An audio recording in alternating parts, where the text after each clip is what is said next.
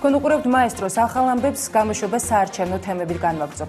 არჩევნებამდე რამდენიმე დღით ადრე საზოგადოებაში გაჩნდა მოლოდინი.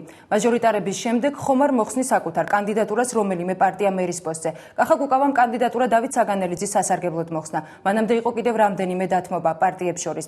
თიკა ანდღულაძე არკვევდა ვინ და რატომ დაუწუნა გადაწყვეტილება კონსერვატიული პარტიის ლიდერს და ხომარ გავრცელდება ეს ტენდენცია მერობის კანდიდატებზე.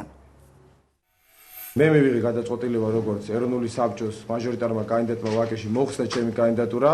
კახა კუკავას ამ განცხადების შემდეგ გაჩნდა კითხვა, ხომ არ აპირებს ეროვნული საბჭო მერის კანდიდატურის მოხსნასაც. მე არ ვაპირებ კანდიდატურის მოხსნას. თუ სოციოლოგიურ გამოკითხვაზე იქნებიან თანახმა ჩვენი კოლეგები, მე ამისთვის ყოველთვის მზად ვიყავი. ეხლაც იციან ჩემმა მეგობრებმა და კოლეგებმა, რომ ამისთვის ახლად მზად ვარ, მაგრამ მე ვაპირებ ბრძოლას. კახა კუკავას გადაწყვეტილება კი ოპოზიციური პარტიების ნაწილმა უარყოფითად შეაფასა. საარჩევნო ოლქებში საერთო ოპოზიციური კანდიდატის წარდგენა ზოგიერთის აზრით უკვე დაგვიანებულია, რადგან CSKOM ბიულეტინების ბეჭვდა არსებული კანდიდატურების მიხედვით დაიწყო. ბიულეტინებში უკვე მოხსნილი კანდიდატურის გვარის დანახვამ კი შესაძლოა ამომრჩეველი დააბნიოს.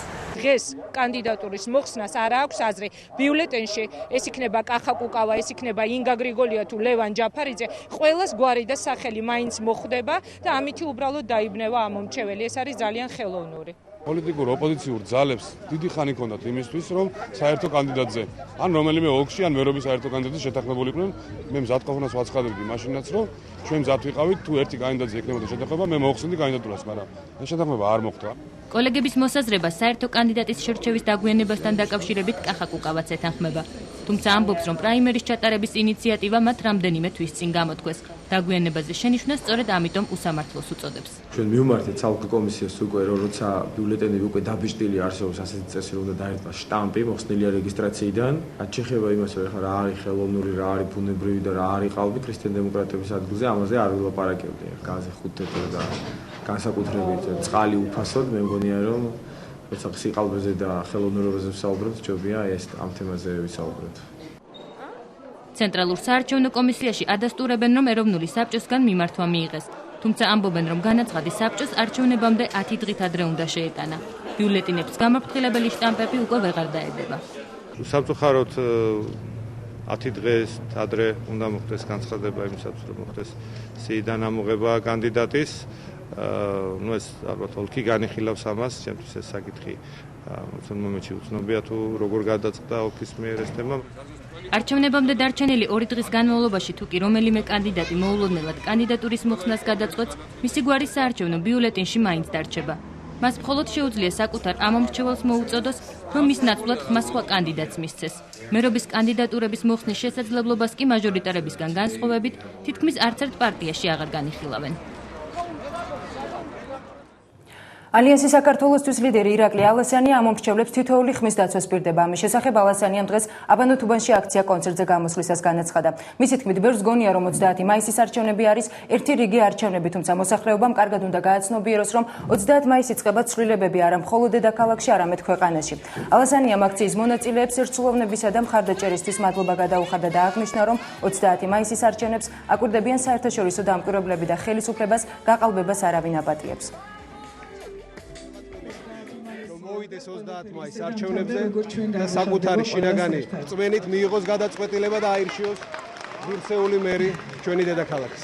ეს აქცია კონცერტი ემსახურება სწორედ ოპტიმიზმს. ეს ემსახურება იმას, რომ ბოლო მუხტი მივცეთ ჩვენ ამომრჩეველს, რომ 30-ში ყველანი მივიდეთ არჩევნებზე და ხმა მივცეთ, მხარი დაუჭიროთ ცვლილებას, იმ რეალობის შეცვლას, რაც არის დღეს ქვეყანაში. ჩვენ მიგვაჩნია, რომ ირაკლი ალასანიას აქვს არჩეული სწორი გზა და აქედან გამომდინარე ჩვენ გადავწყვიტებთ, რომ დღეს მონაწილეობა. არჩევნებში მონაწილე პარტიები საკუთარი პროგრამების პრეზენტაციას განაგრძობენ. დღეს საკუთარი ეკონომიკური პროგრამა წარმოადგინა პოლიტიკურმა გაერთიანებამ თოფაძე მრეწველები და მთავარ პრიორიტეტად მოსახლეობის დასაქმება დაასახელა.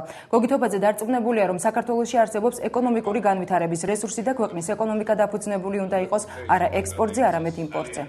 აუცილებელია დღეს უკვე ქალაქის თავს ვინც იქნება იმ პროგრამას, რომელიც დაასაქმებს თბილისელებს. არსებობს ქარხნები, არსებობს შენობები, არსებობს მიწის ნაკვეთები, არსებობს მისასვლელი გზები, არსებობს ინჟინერული მომარაგება, წყალი, გაზი, ყველაფერი ბევრგან არსებობს რკინიგზის შიხი, რაც ამ პროექტების და ამ ფასის არის დაახლოებით 65-70%. ჩვენი ძირითადი მიმართულება არის ამუშავება ადგილობრივი წარმოების, ამუშავება მცირე და საშუალო ბიზნესის, გაზრდა ექსპორტის ხვედრითი წილის და შემცირება ექსპორტ-იმპორტის უარყოფითი ბალანსის. ეროვნული საბჭოს ალიანსი საქართველოსთვის და თორთლაძის დემოკრატიული პარტიის შემდეგ დღეს თოფაძე მრეწველები წარადგენენ საკუთარ ეკონომიკურ ხედვებს, მედიის, საკუთარი ამორჩევლის და ექსპერტების წინაშე, რომელთაც ალბათ ასეთი უფრო დეტალური წარმოდგენის შემდეგ გაცილებით მეტი საშუალება ექნებათ უფრო დაზუსტებით გააკეთონ საკუთარი არჩევანი. ეროვნულმა საბჭომ ავჭალაში საპროტესტო მსვლელობა მოაწყო. პარტიის ლიდერები და მხარდამჭერები ტელეკომპანია კავკასიის ინციდენტს აპროტესტებენ. ეროვნული საბჭოს მერობის კანდიდატმა ზვია ძიძიგურმა გადაცემა ბარიერის ეთერში მართლმადიდებელ მშობელთა კავშირისა და საქართველოს მართლმადიდებელთა მოძრაობას შორის დაპირისპირების დროს დაკავებულთა გათავისუფლება დღეს კიდევ ერთხელ მოითხოვა და აღნიშნა, რომ მზადა ამ ახალგაზრდებს თავდება დაუდგეს. დაპირისპირება კავკასიაში ერეკლე დეისაძის წიგნის განხილვას მოჰყვა.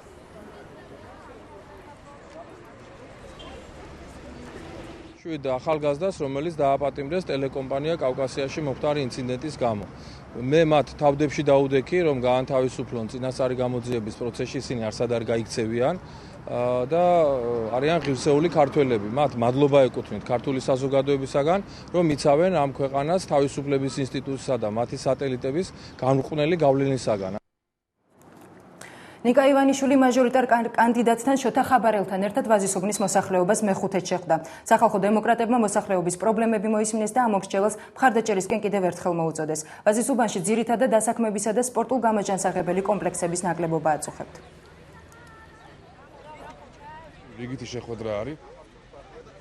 მეხუთეჯერ თუ მეექვსეჯერ ვარ ვაზისუბნის საარჩევნო ოლქში, აქ წარდგენილი იყო ჩვენი კანდიდატი საქართველოს ოქროს ფონდი, მე მას ესე შევარკვი ბატონი შოთა ხაბარელი. პრობლემები ანალოგიურია ყველა უბანში, ზოგიერთი გამონაკლისის გარდა, რა თქმა უნდა, პირველ რიგში დასაქმების პრობლემაა.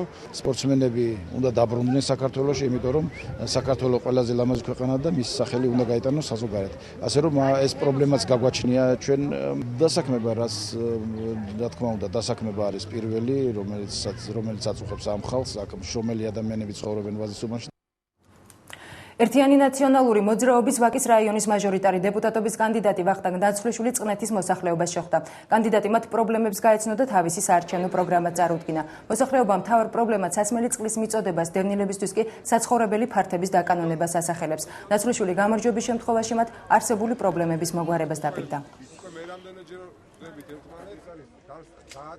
რიგი შეხვედრა იყო წყნეთის მოსახლეობაში, წყნეთის მოსახლეობასთან იქიდან გამომდინარე რამოდენიმეჯერ უკვე შევხვდი, გავერკვე მათ პრობლემებში.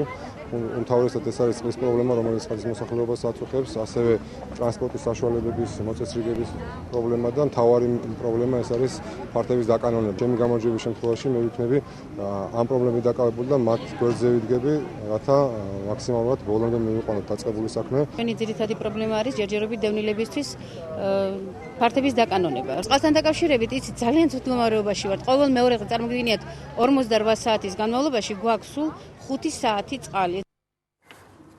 თბილისში ევროსაბჭოს ადგილობრივი და რეგიონული ხელისუფლების კონგრესის სადამკვირვებლო დელეგაცია იმყოფება. დელეგაციის წევრებმა რამდენიმე შეხვედრა გამართეს. საუბარი შედგა პარლამენტის თავმჯდომარესთანაც. შეხვედრის დასრულების შემდეგ დავით ბაქრაძემ განაცხადა, რომ ხელისუფლების ინტერესია, რაც შეიძლება ბევრი უცხოელი დააკვირდეს საარჩევნო პროცესს და დარწმუნდეს, რომ არჩევნები დემოკრატიულად ტარდება. პარლამენტის თავმჯდომარის განმარტებით რეკომენდაციები, რომელიც 2008 წლის არჩევნებთან დაკავშირებით ხელისუფლებამ მიიღო, გათვალისწინებულია.